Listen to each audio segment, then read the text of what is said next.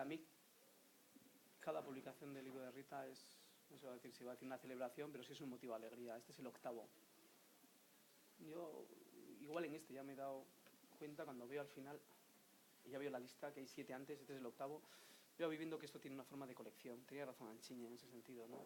Esto, no hay muchas colecciones que lleguen al 8º. No es porque haya unos que sí, otros no. Esto no es una competencia. Pero el hecho de ver...